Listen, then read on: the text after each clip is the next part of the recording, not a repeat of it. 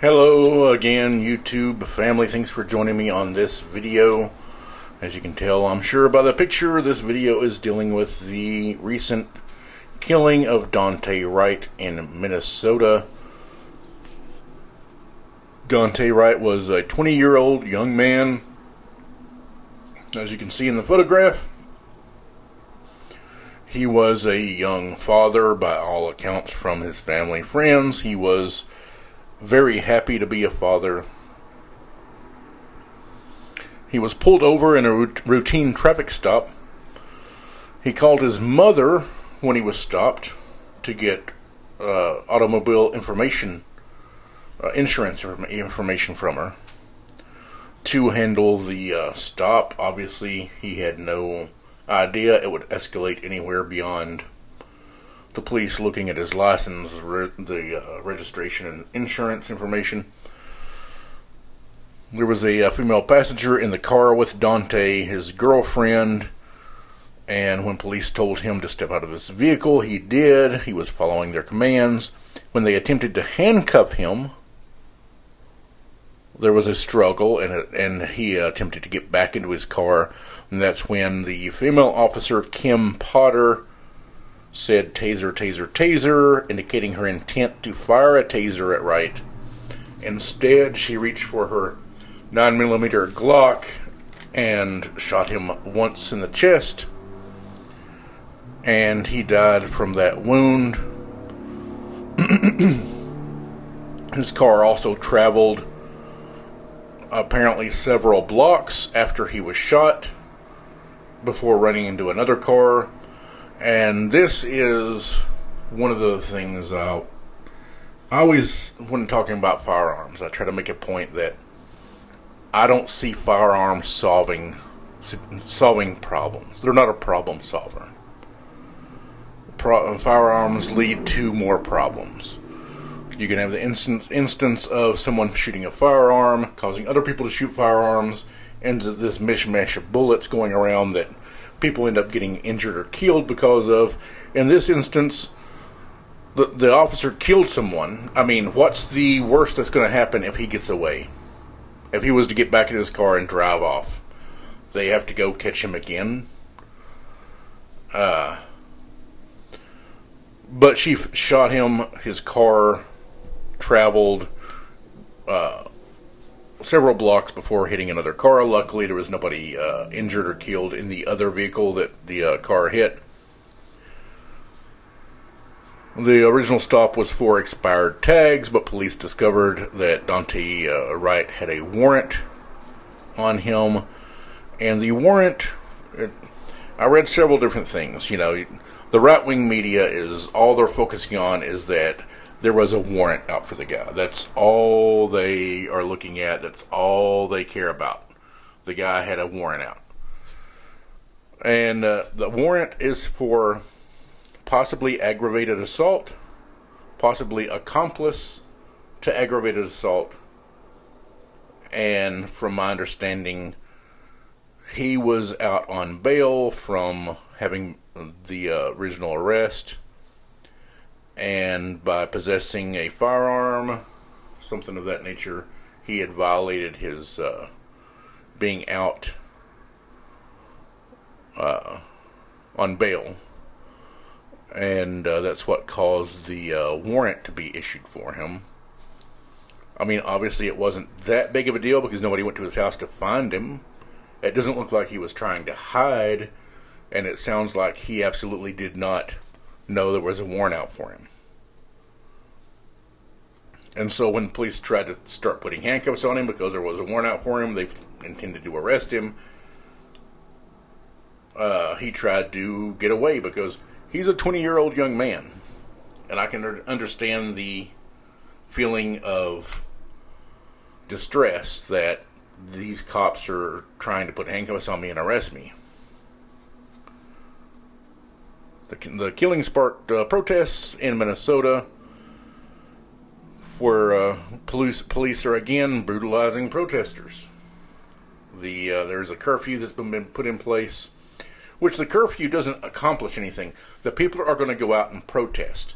All the curfew does is give police their cause, the purpose they give for their being brutal, is, well, they violated the law by being out past curfew.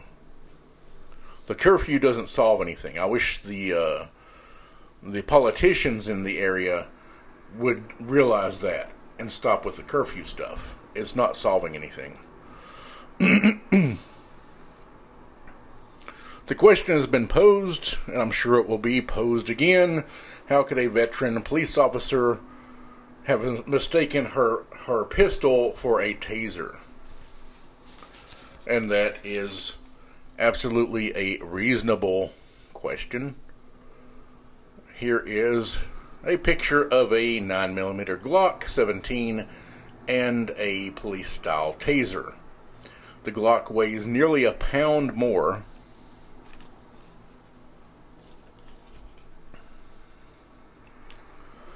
And isn't bright yellow. The local police chief, who has now resigned, claims the shooting of Wright was a mistake. The conundrum is that Officer Potter claims she mistook her black 9mm Glock handgun for her neon-colored plastic taser. And the Glock weighs about a pound more than the taser. There are similarities, but the handgun has a trigger safety. Officer Potter would have had to have activated to be able to fire the weapon. The taser does not have that trigger safety. Also, tasers are carried on the opposite side from their handgun to try and avoid this very situation where you're saying, I thought I was getting my taser, I pulled out my handgun instead. Just simple mistake, somebody's dead now. And as the police chief, the one who resigned, had explained, the police are trained to carry their service weapon on their dominant side and their taser on the opposite side. So if you're right-handed, your handgun is on your right-hand side and your taser is on your left-hand side. Some who study police work say it is muscle memory. The officer subconsciously reached for her gun. And muscle memory is definitely a thing. It happens throughout life. It happens in work. It happens in your personal life. There are things you do routinely so much, your body will do it without you consciously telling it to do so. That is a thing, but the problem is when you have so much muscle memory for pulling a gun out to shoot at somebody, that's the problem.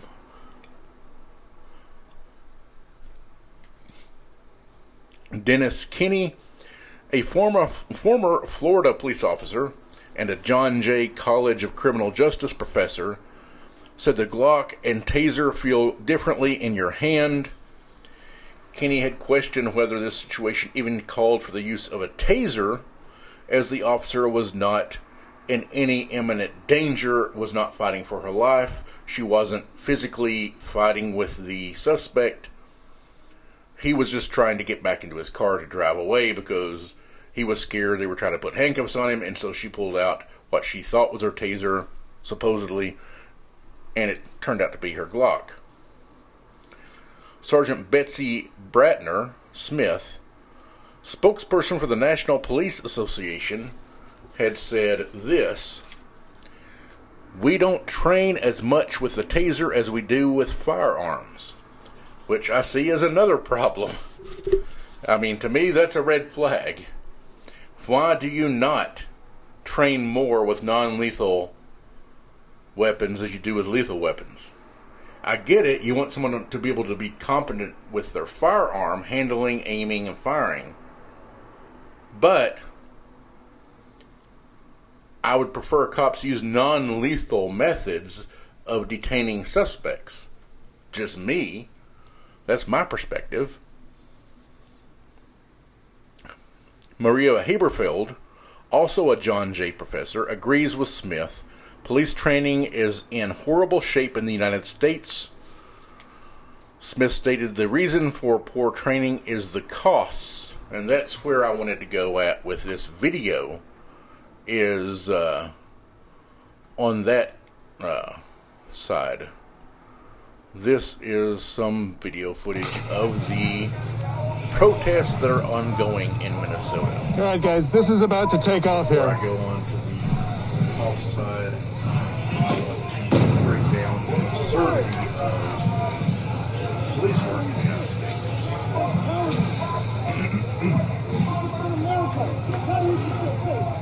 Cameraman, microphone guy, this is our country doing this to us. Report this shit right. Report it right. Man, you came prepared for everything.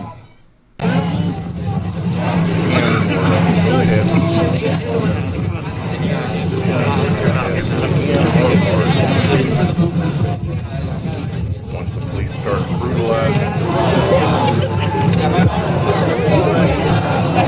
you have these that the right wing like to call the riots, which is where you have people who are basically defending themselves at that point. And so here is the map in Minnesota. You can see in the upper left-hand corner is the location where Daunte Wright was pronounced dead. The police department is just to the east-northeast of there. And then in the bottom right corner, you've got the Derek Chauvin trial taking place for murdering George Floyd. I mean, this is what gets me, is with all this going on, you've got Derek Chauvin on trial currently in its third week, I believe, this week, of the Chauvin trial for murdering a black man in Minnesota. And so the police, while that is going on, literally like 10 miles away, murder another black man and call it an accident. That is what is getting me. And I don't understand how police are so tone deaf that they don't understand how horrible this is. It's like you've got the trial going on for one murder currently. It seems like the police leadership would be like, can we not kill somebody else before the trial's even over of this other guy? Here is a photograph of the heavily dressed up Minnesota police officers. You've got the protesters that are out in Minnesota. And they are not backing down from the police, which, again, is good. You shouldn't have to back down. In this photograph, there is the person holding the sign saying, "When will it end?" which is what I'm adding to the question I'm adding to the thumbnail for this video, because that's the most apt question that somebody can bring up at this point, is when will this BS end? When will the police become self-aware, or when will politicians grow the balls to actually affect change? Because it's obvious that the police are not going to affect change themselves.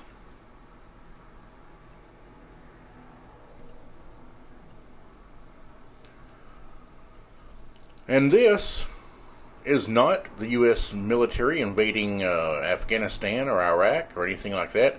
That is your local police department with an armored vehicle dressed up like an invading military force. That is what I wanted to turn to once they started talking about how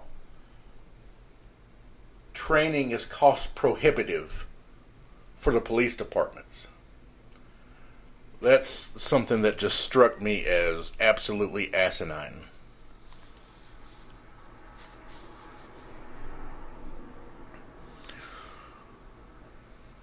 The experts agree that police training is firearm-centric, so when an officer is stressed, scared, or confused, they reach for their firearm. After watching the video, the experts noticed several other errors in the traffic stop itself. But for decades, police departments have acquired military weaponry like rocket launchers and armored vehicles, like the one you see here. The program is called 1033. It was started in 1997 under then President Bill Clinton. Clinton was the one who started the program of turning this is an MRAP,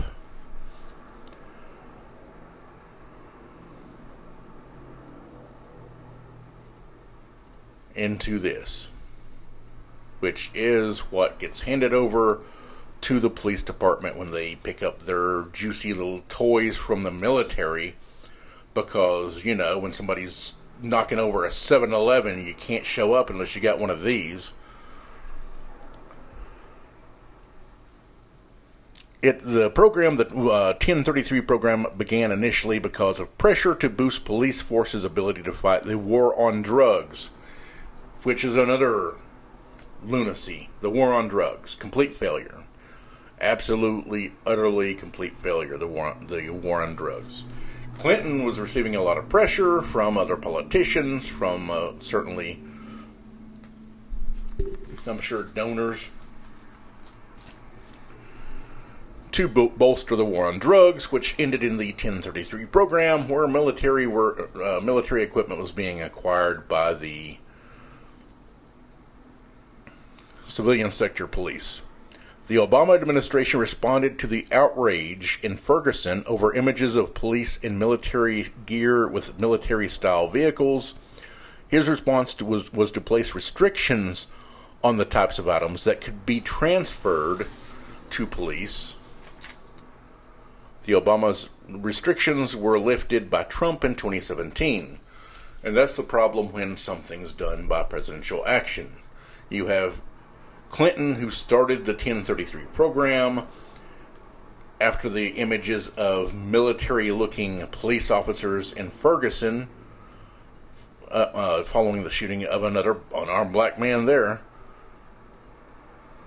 You had the Obama administration put restrictions. They didn't do away with the 1033 program, which they should have done. That's another failure of the Obama administration, was not doing away with this program. Because, again, it was started because of the war on drugs, which was an utter and ridiculous failure. So this was not needed to begin with. And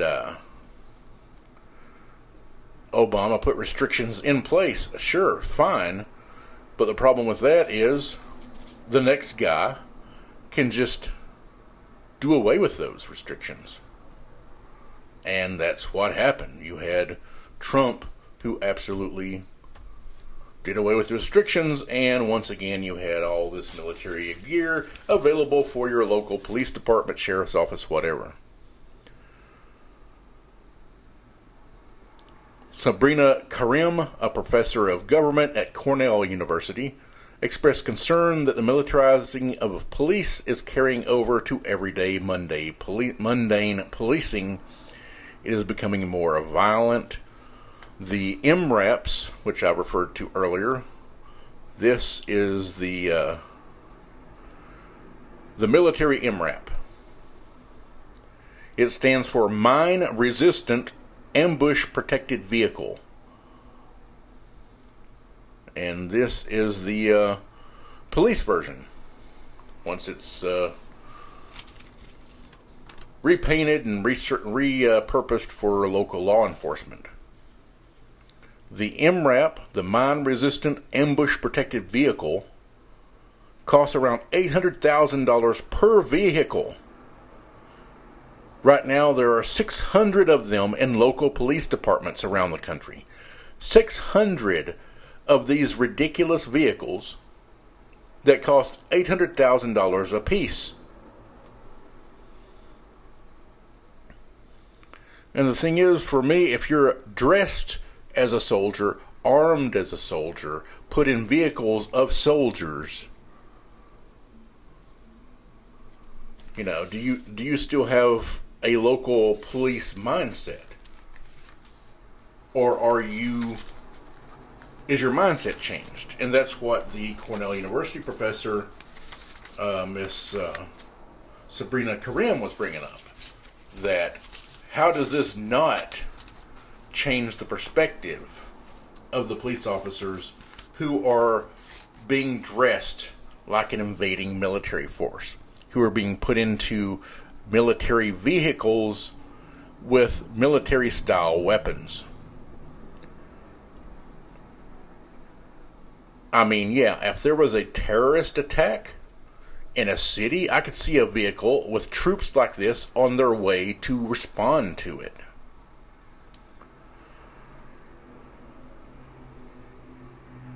But how many normal Terry stops, mundane police interactions, do you require this kind of vehicle? None. None. There's no reason for this. And so I could see if your local police department has a SWAT unit, then yeah, this could look like the SWAT unit going to respond to a mass shooting, a terrorist attack. Something of that sort, a school shooting, which would fall under mass shooting. A terrorist attack would fall under domestic, mass shooting would fall under domestic terrorist attack.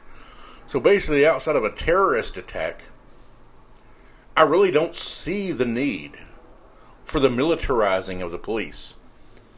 And to be funding this while saying they don't have the funding to properly train their officers is absolutely absurd. One of the issues with the defund the police is that police budgets never go down. They only go up. Politicians learned a long time ago that your average American, your average Joe in the country, appreciates the police, appreciates thinking there's this group out there who are defending them, who are protecting them, who are keeping the community safe. And so politicians are very hesitant to ever consider decreasing a police department's budget. Police department budgets don't go down, they go up. And this, I mean, to say we can have this, but we can't have training, is absolutely absurd. People should get fired over that. I mean, that's incompetence to the highest level. To say we want to have all this cool stuff, but we don't want to train people how to properly use it and when to properly use it. To say that we want this cool stuff, but we don't have the funding to properly train our officers to know the law and to how to properly utilize force, when to utilize force, and how to utilize force, when to utilize non-lethal force or lethal force. And for police department's defense to say we don't have the funding, I call BS on that. Because if you've got the funding for that, you've got the funding for training, you just don't want to do it. Either that or your officers are lazy and they don't want to do it. I get it, training isn't sexy. Driving through town like that makes you feel sexy as a cop. Because now you feel like you're some kind of military force. And that's the issue with guns, period, is you have people that think they're tough because they have a gun. They're cool because they have a gun. People can't mess with them because they have a gun. I don't have a gun. I'm not scared of anything. There's nothing that's keeping me awake at night. There just isn't. You don't need a gun to feel tough, to be a man, to be able to feel like you can defend yourself. But the police, like so many people seem to think, they do need a gun. They don't just need guns. They need this ridiculous crap looking like a military force riding around on an armor-plated vehicle. And that's how you end up with young lives like this, taken when they shouldn't have been. The officer, Potter, who shot Daunte Wright, is now being charged with, I believe it's second-degree manslaughter. And her claim that she did not intend to fire her service weapon at Daunte. Basically, is the textbook definition of manslaughter. What she did was manslaughter. So, as far as her being tried for it, it should be open and shut. I mean, manslaughter is killing someone when you did not have the intent to do so. You didn't mean to kill them, but you did. That's a crime, so that falls under manslaughter. And I expect to see her found guilty. I've been disappointed before. There's too many courts in this country that do not find police guilty when they are absolutely 100% guilty. And there have been too many people whose lives have been lost. You have this young man snuffed out of the world. You have this young child without a father. Disappointing. And the police are disappointing. And their excuses are lame and disappointing. Thanks for watching the video. Please like if you like the video. Please subscribe. And please encourage other people to watch, to subscribe. The subscribers aren't moving. I'm getting views, but the subscribers aren't moving. It's staying where it's at. But thanks for watching. Have a good day.